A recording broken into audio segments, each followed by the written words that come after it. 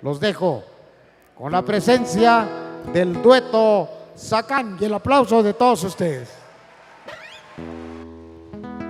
Bueno, sí. 3, 4, bueno. Muy buenas noches, amigos.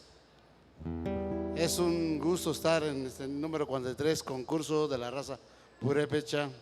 Nosotros año con año estamos por aquí. Y mientras el cuerpo aguante, yo creo que vamos a seguir, junto con el paisano Humberto. Para nosotros la pirecua que vamos a interpretar es muy especial. ¿Por qué razón? Pues nos describe lo que hemos vivido la gran mayoría de los que nos gusta tocar guitarra, nos gusta cantar. Y ese cerrito, si ese cerrito hablara, caray, cuántas cosas no nos diría. Así que, a ver qué les parece esta pirecua Zacán Juata.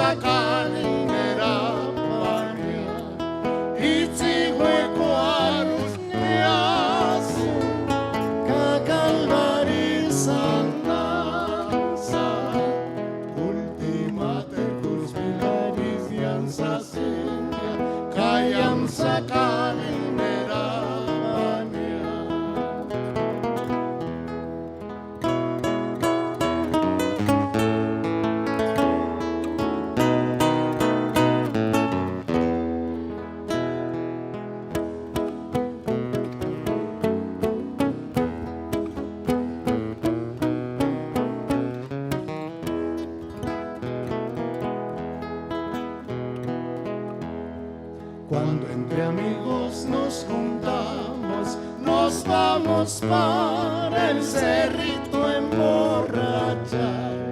De allá les estamos cantando a las muchachas que salen a pasear. Cuando entre amigos nos juntamos, nos vamos para el cerrito a emborrachar.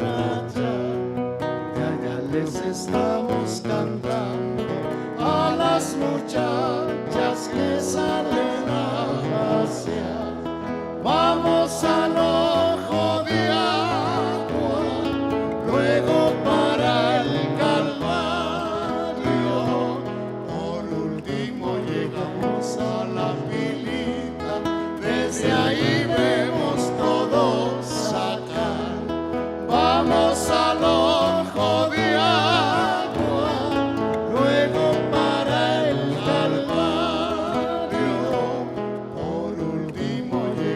Zacán.